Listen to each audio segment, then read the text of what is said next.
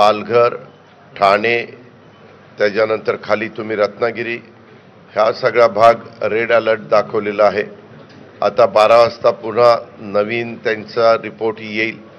दर 3 तासांनी ते रिपोर्ट देत आहेत हवामान खात्याची परिस्थिती काय राहणार आहे। पण एकंदरीत संपूर्ण राज्यभर पाऊस आहे। साधारण आत्तापर्यंत 10 लाख एकर, मी एकरात सांगतोय, 10 लाख एकर क्षेत्र हे आपलं पाण्याखाली आलेलं आहे आणि पिकं पाण्यात आहे। मी अनेक कलेक्टरांशी बोललोय, त्यांनी सांगितलं की 2 दिवसामध्ये आम्ही पंचनामे सुरू करतोय।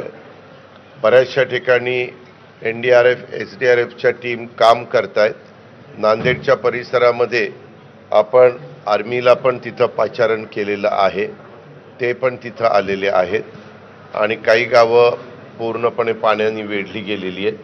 त्यांना SDRF आणि NDRFच्या जवानांनी बाहेर काढलेलं आहे। मुंबईमध्ये आपण आव्हान केलेलं आहे की अगदीच कुणाला गरजेचंच आहे बाहेर पडायचं, अशांनीच नागरिकांनी त्यांच्या अति महत्त्वाच्या कामाच्या करता बाहेर पडावं।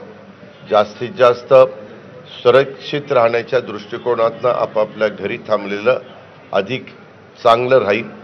दुसरी गोष्ट, आपण शाळांना सुट्ट्या दिलेल्या आहेत, कॉलेजेसला सुट्ट्या दिलेल्या आहेत मुंबईमध्ये, आणि महाराष्ट्राचा संपूर्ण जर विचार केला तर सातारचा घाटमाथा असेल, कोल्हापूरचा घाटमाथा असेल, पुण्याचा घाटमाथा असेल, हे जिथं जिथं घाटमाथे आहेत तिथं मात्र मोठ्या प्रमाणावर आत्ताही पाऊस दाखवलेला आहे, रेड अलर्ट दाखवलेला आहे।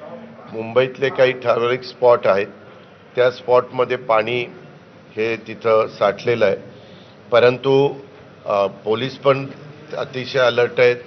आमचे मुंबई महानगरपालिकेचे आयुक्त, नंतर CP आणि त्यांची सगळी यंत्रणा हे त्याच्यामध्ये बारकाईनं लक्ष ठेवून आहेत। आमचं इथलं डिझास्टर मॅनेजमेंट हे देखील सगळे लोक, काही जण तर इथंच 24 तासातले फक्त अंघोळीला आणि काही गोष्टीच्या करता बाहेर जातात, नाही तर इथंच बसून त्यांचंही फार बारकाईनं ह्या सगळ्या गोष्टीकडे लक्ष आहे। आज 11 वाजता मुख्यमंत्र्यांनी एक बैठक बोलवलेली आहे आणि 12 वाजता कॅबिनेट आहे। त्या दोन्ही बैठका होणार आहेत, त्या काही रद्द करण्यात आलेल्या नाहीत अशा पद्धतीनं मुख्यमंत्री कार्यालयाकडनं समजलेलं आहे। आणि पूर्णपणे राज्य सरकार संपूर्ण 36 जिल्ह्यामध्ये बारकाईनं लक्ष ठेवून आहोत। त्यातल्या तिथलं प्रशासन, मग आमचे तिथले SP असतील, कलेक्टर असतील, CEO असतील आणि काही भागात CP आणि आयुक्त असतील, म्हणजे महानगरपालिकेचा परिसर आहे तिथं, त्या सगळ्यांचं अतिशय सगळे लक्ष ठेवून आहोत आणि सगळ्यांना तशा प्रकारच्या सूचना दिलेल्या आहेत। काही ठिकाणी मात्र घटना घडलेल्या आहेत, लोक जात असताना मोटर पाण्यातनं वाहून गेली, त्याच्यातनं 3 लोकांना वाचवण्यात आलं, एकाची डेड बॉडी सापडली। अशा काही बाबतीमध्ये मात्र जीवितहानी ही झालेली आहे।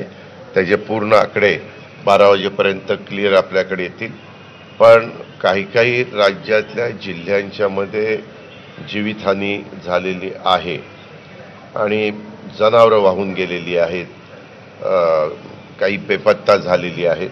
अशा प्रकारच्या आपले रत्नागिरी जिल्ह्यातल्या रत्नागिरी रायगड जिल्ह्यातल्या ज्या 2-3 नद्या आहेत, 3-4 नद्या आहेत, त्याच्यामध्ये विशेषतः खेड, त्याच्यानंतर तुमचं चिपळूण इथली पाण्याची पातळी वाढत चाललेली आहे। अजून म्हणजे धोक्याच्या पातळीच्या जवळपास ती येऊ पाहतीये, अशा प्रकारची साधारण परिस्थिती। मुंबई महापालिकेने सुट्ट्या जाहीर केल्या, शासकीय निमशासकीय